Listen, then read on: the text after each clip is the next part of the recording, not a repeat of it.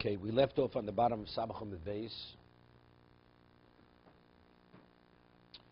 The two Mishnayos had discussed cases where a man marries a woman on the condition that he has a certain worth. He's worth $200. Or they have so much land. And it turns out that he doesn't have the $200. Or he doesn't have the land. Or he said the land which he will actually plant and harvest is at a certain location. It's not the location which he said it was. So in those cases, it's what? She's not Mukudeshes. She's not married. We're holding the last three words on the page. Gabi Hegdish Tanan. We had learned regarding to Hegdish, one consecrate something. Now, it's interesting. The Torah says that if a person consecrates something, if somebody, okay, let's not get distracted. If somebody consecrates something, somebody's magdish something, and after you consecrate it, somebody wants to redeem it, third party wants to redeem it, what do you pay? You pay market value. You pay market value. Whatever the market value of the land is. What about a person has stei achuza, meaning when Eretz was divided among the tribes, this was the original piece of property, the property which he received, and he goes and consecrates that, and now he wants to redeem that from Hegdish. He consecrates this property, family heirloom, and now he wants to redeem it. It's his original property that's been passed down for generations from the time Yeshua divided Eretz Yisrael. He's magdish it. Does he pay market value, or the Torah has a specific amount of what the amount that he redeems it? So the Torah says it's not based on market value, but based on a certain amount of capacity of the land that you're able to plant and have so much produce, you pay a certain amount of money, which is a very small amount. Let's say for all 50 years, it's 50, let's say 50 shkolim. So you divide that by 49. You divide that by 49, and that small amount per parcel, that's the amount that you redeem. That's what you pay. You don't pay market value. But this is only true when Yovel is in effect. Right? Yovel, if a person is magdish his field, let's say I sell my field, somebody else is magdish it. Somebody else consecrates it. What happens? Let's say I sell my field to a third party. What happens when Yovel comes, the Jubilee comes? It returns to the original person. Who's the original person? The original person means the person who originally owned it. Who originally owned it? It's not the one who received it, because you have to go back to what? To the origin. Who the original owner means? The one originally is the true owner of the field. And when they divide it, that's called stei achuza. It's part of the family inheritance. That's what it is. Inheritance doesn't mean recent inheritance. It means the land that was parceled out, divided, and given to the family when Eretz was divided. Okay? So listen to the story. Hamagdish sodeo biyovel, b'shas hayovel. So Rashi and Tosas explain. Person consecrates his field at the time when Yovel is in effect. When Yovel is in effect. There was only time of the Beis Hamikdash. After the Beis Hamikdash was destroyed, Yovel was not in effect. We have Shemitah, but there's no Yovel. There's no 50th year where everything returns to its original, to the origin of where it began. No saying bezera chomes orim chamishim shekel kesef.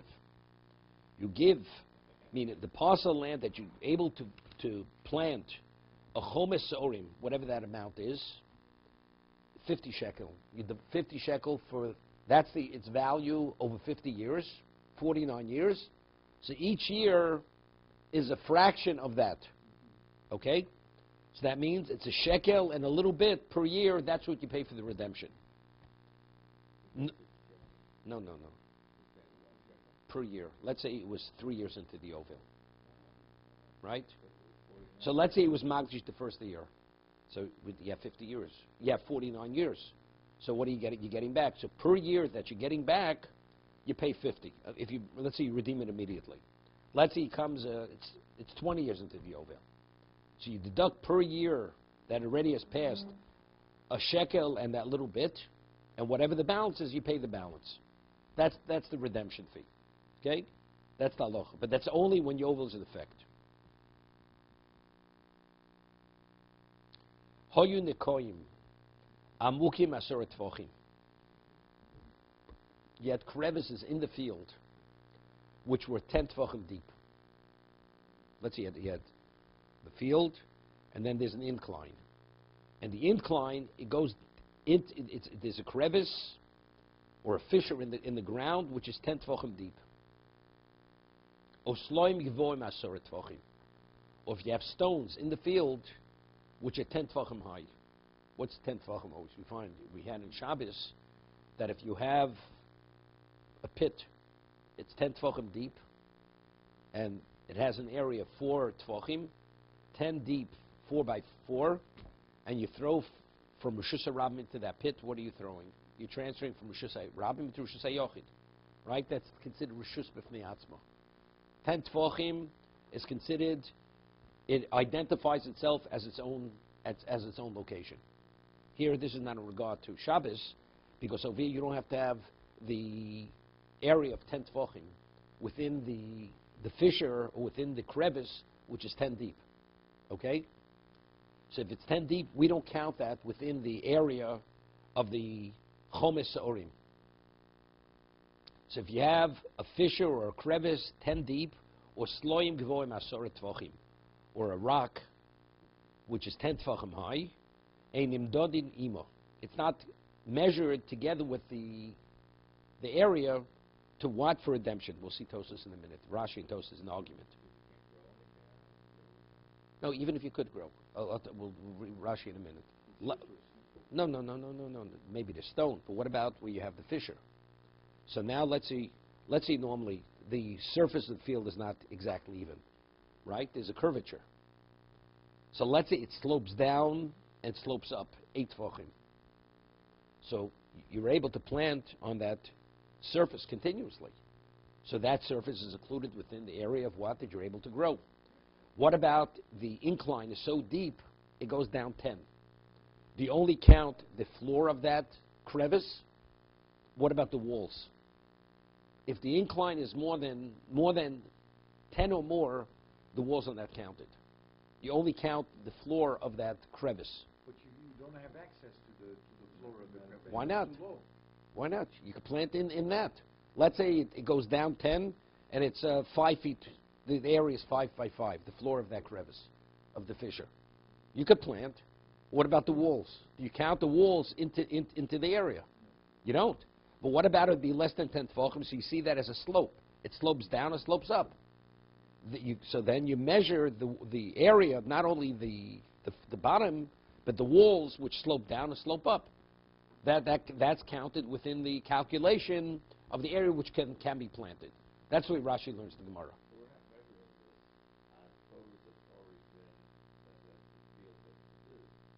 No, it's capacity. What its capacity is, because we'll see in a moment. What about it's such a small amount? If it's a small, it doesn't pay for a farmer even to waste his time there.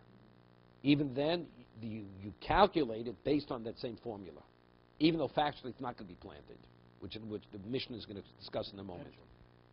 Because theoretically, if one would want to plant it, you can't plant there. Okay, we'll see. Vavinimbo nehi de bahadi aro lokachu nigdushu bapi nafshayu. So it says you don't have to redeem the crevice or the stone, but the question is, let's see it, even though it's not considered consecrated together with the field to use that formula for redemption, but let's look at it as if it was independently consecrated, and it should have to be redeemed. V'chi temo. We'll explain this in a minute. The chi tema, the kamad lo havi beiskur lo choshiv. Maybe you want to say unless it meets the minimum standard of beiskur, meaning if the crevice where it slopes down, it's a beiskur, which means you could plant that amount of wheat. You're right. Then you see that as an independent field, and you redeem it based on this formula of what 50 shkolim for 49 years. But since it's less than that, so since it's something a person would not plant, because it's not worth the expense or the effort of the farmer to plant anything less than a base core, so therefore that's not counted. Uraminu, we learned in the Brayso Sode Matamud Lomer. So again, so Rashi says the word sodeh is superfluous. The verse says, "V'im me'achuzoso yagdish ish." It says, if of his personally family heirloom, he consecrates the field. The word sodeh, it says, "Im me'achuzoso yagdish ish." But the Torah doesn't say. The Torah adds a word, "Im misdei achuzoso." The word "stay" is superfluous. So what does the word "stay" add? Right? There's nothing superfluous in the Torah. It says, if of his heirloom he consecrated. It doesn't say his heirloom, his family heirloom, or his family estate. It says, from the field of his estate. What does that say? His field. Matam lomar. Excuse me. Fisha nemar zera chomesorim b'chamishim. Since it says what you plant, a certain minimum amount. Excuse me. Is redeemed with 50 shkolim. He's getting it.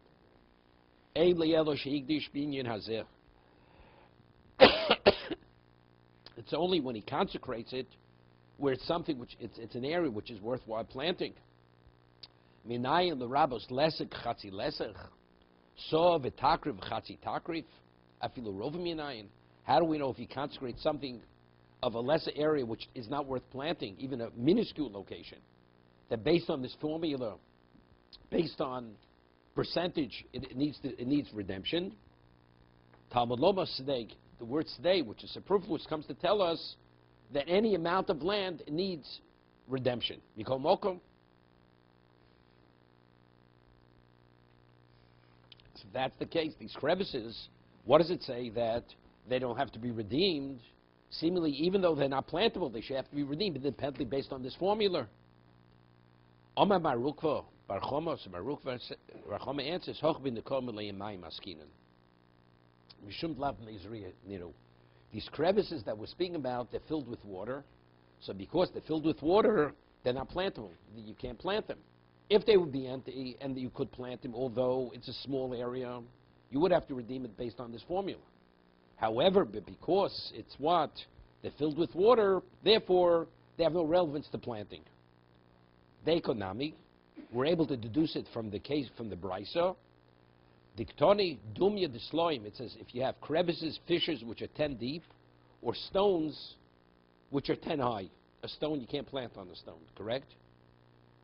Dumya deslom givoim shmamino. So just as a stone you can't plant on a stone, identically, the pit that we're speaking about you cannot plant in it itself. Why? So why can't you plant?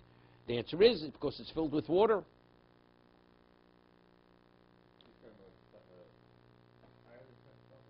You have a stone which is 10 tefachim.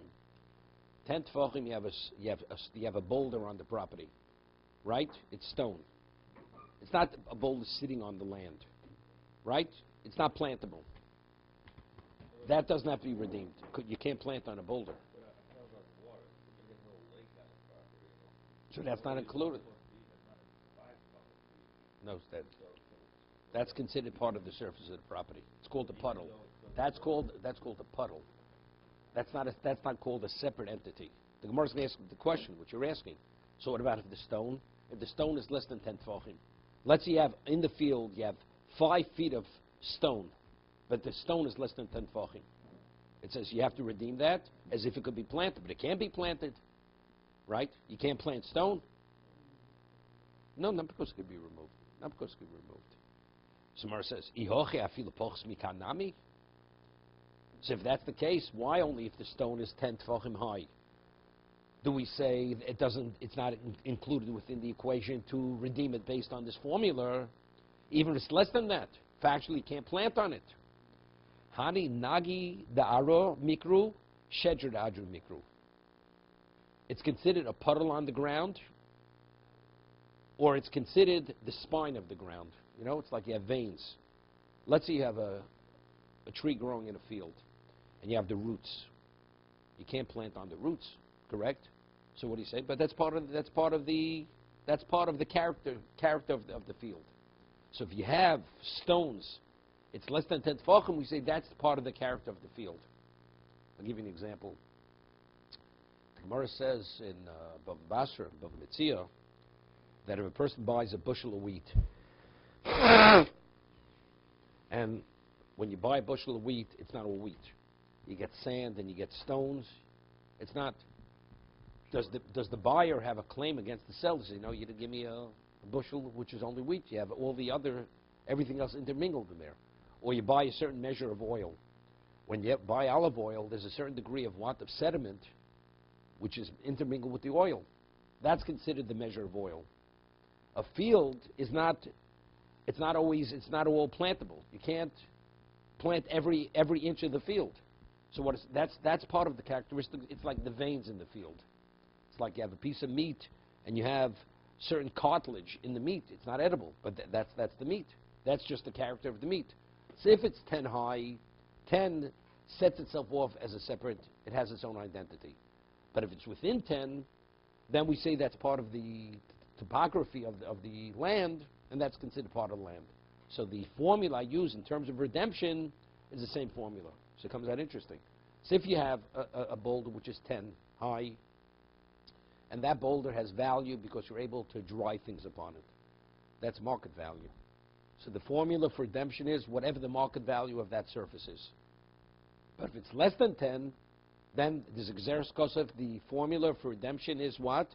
50 shkolim for 49 years. That means per year, it's a shekel and a small amount. So it's a whole different formula. It has nothing to do with what its innate worth is, but rather it's based on this formula. No, it was being where it's hegdish. No. When you redeem it, the Torah says normally when you redeem something, which I consecrate this table, you want to redeem it, what do you have to pay? Market value, right? What's the value of a table? When it's consecrated, you can't use it. But now somebody wants to redeem it. What's its value? Its value, what its market value is. What's the market value of a table? What's the market value of a field that could be planted and reaped and harvested? If Yovel would not be in effect, whatever the market value is on the market, that's what you pay, its value. There's a Xeris Kosov during Yovel, there's this formula, 50 shkolim for 49 years, you divide it. But that's only something that can be planted. What about if you have on the field a boulder which is 10 high? So that's like consecrating a table. Even in Yovel, if it cannot be planted, because you can't plant on a stone. So that's market value. What is the market value of that stone?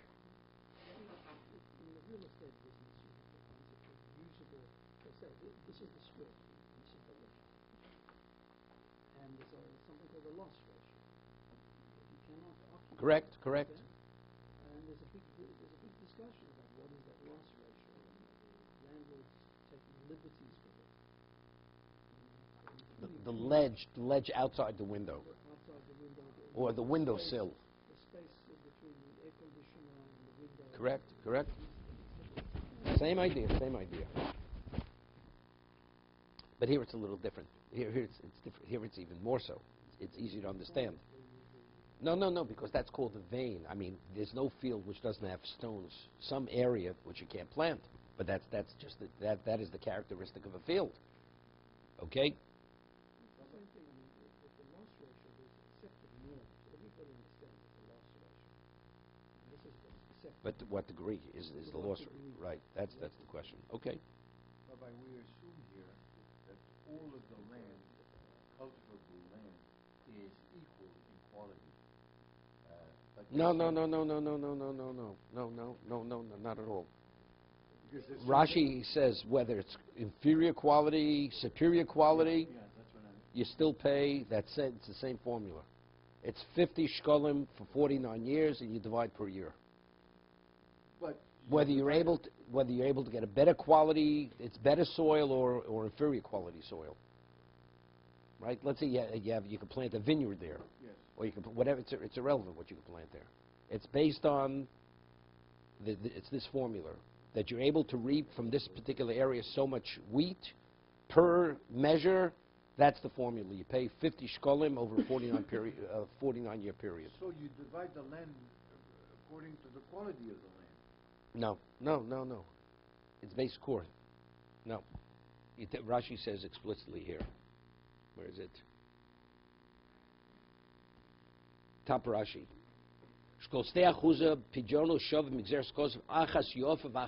Whether it's a better quality, whether it's inferior quality.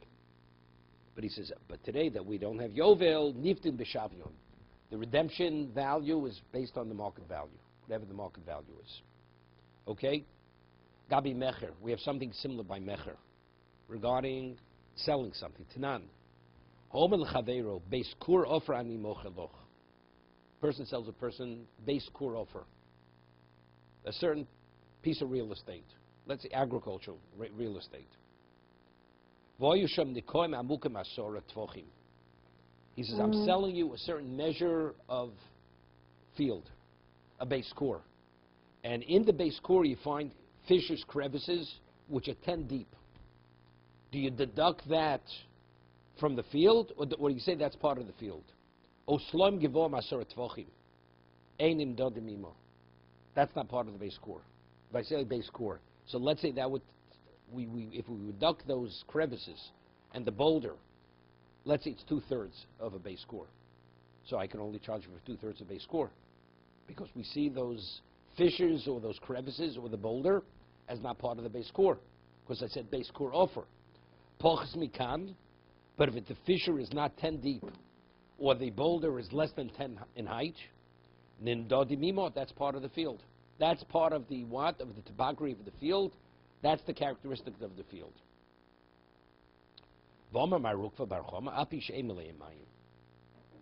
Right? Even here, in regard to Hegdish, what do we say? That's only if they're filled with water, it has no relevance to planting. But when I say I'm selling you a piece of property, that's, he says here, even if the crevices are not filled with water, my time, when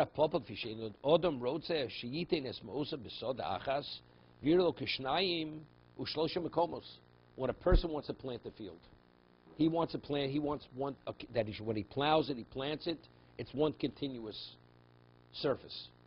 If all of a sudden the field is being divided into different parts because you have crevices and fissures which are 10 deep, it's like I'm buying a number of fields from you. I'm not interested. When I purchase something, I want it to be one continuous surface. So if it's less than 10, which it doesn't identify as a separate location, that's considered the topography of the field. It's an ongoing surface of the field. But if it's 10 deep, or if you have the boulder where the boulder separates, because it's 10 high, the man says it's clear, we could say with certainty, a person says he has no interest in that kind of investment.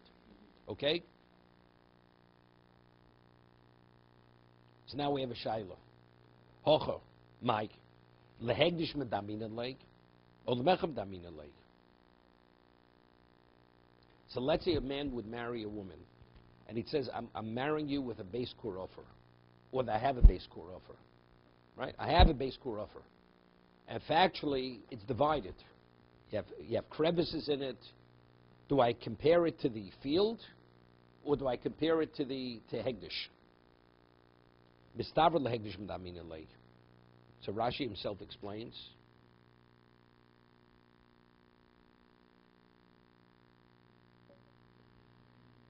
Do we say we count that that's counted within the calculation? And therefore it's not.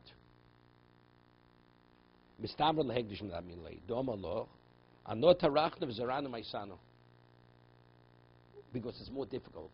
You understand? If you have one continuous surface, and let's say you plant it and you harvest it, if you have a crevice which is 10 deep, it's difficult to harvest it. The man says, look, but I'm doing the work.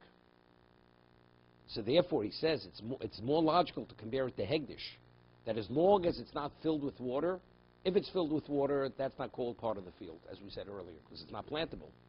But if it is plantable, although it's more difficult to plant, 10 tefachim deep. You have a field, you have a base core. I says, I have a base core. And you have a half on one side, a half on the other side, and you have to include the center crevice, fissure, which is 10 deep. You could plant it, but it's more difficult. Factually, that he has a base core. And Hegdish, you would count it.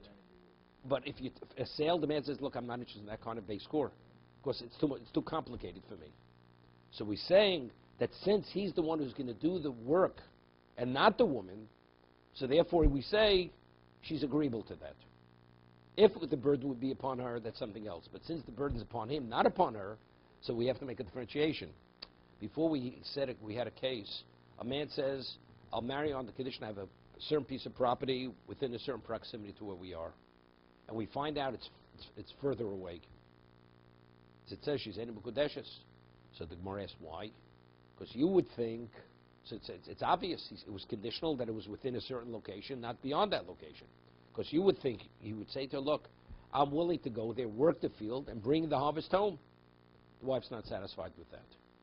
Because there it's a question of assurance that the food's going to be available when it's supposed to be available. So if he has to transport it from a further location, it may not be available to her. There it's Ein Mekudeshes. Here we're talking just tircha because it's just harder to work the field because it's not one continuous surface. So you would think that maybe it should not be Mekudeshes. The answer is it is Mekudeshes because it says I'm doing the work, you're not doing the work. Therefore it's Mekudeshes. Nobody argues. He says to Ano Tarachno, Zerano, Maisino. I will inconvenience, I'll do the planting and I will bring the harvest home.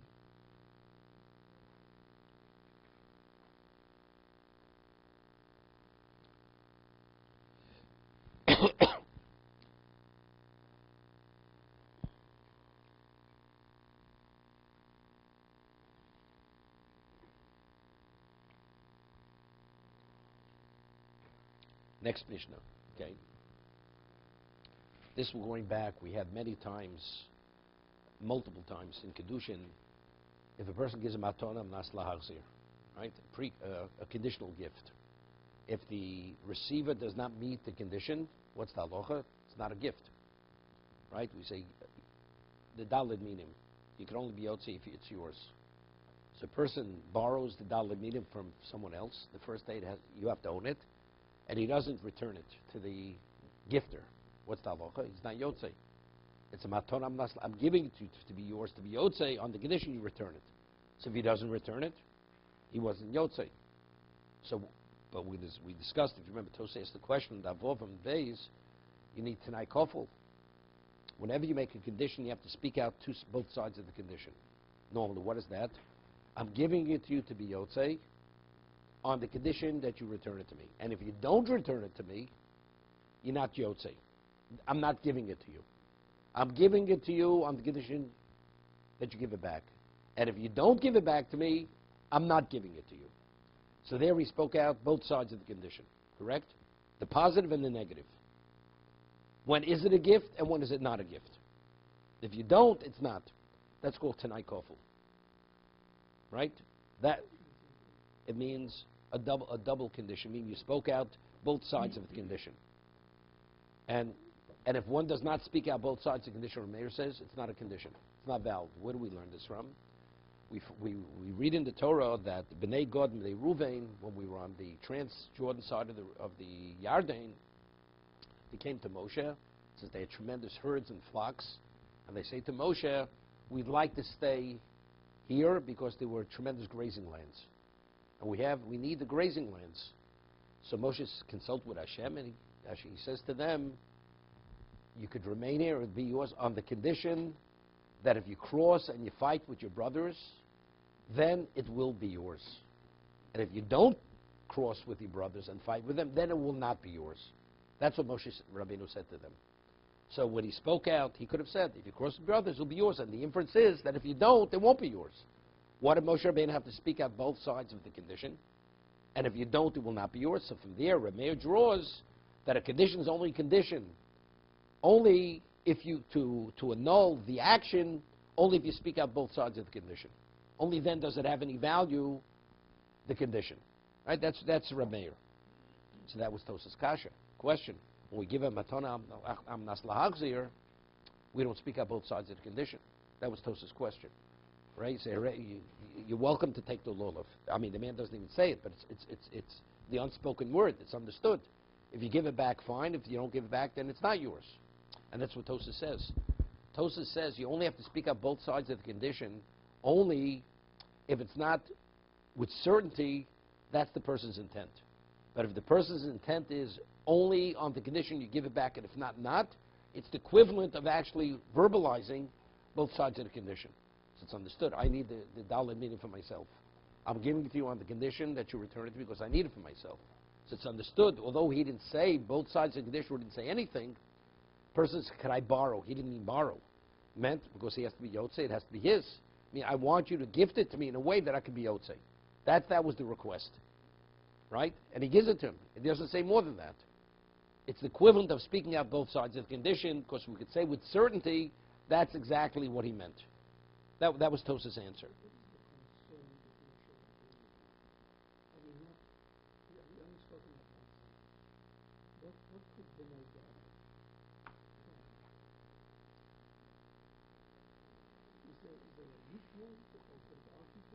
Maybe because there's a certain degree of ambiguity in that.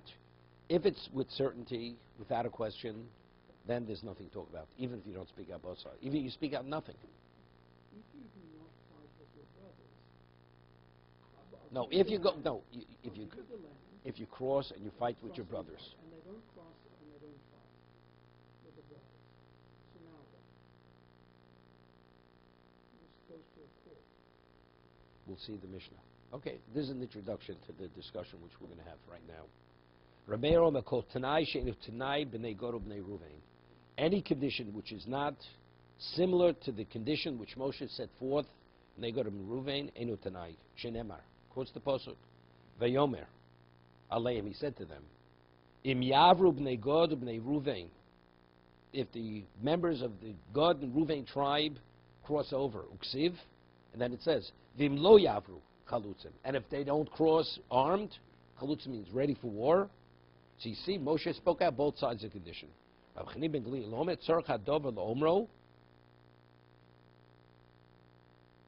He says the reason why Moshe had to speak out the second side, not because the condition is not a condition if you speak out one side of the condition.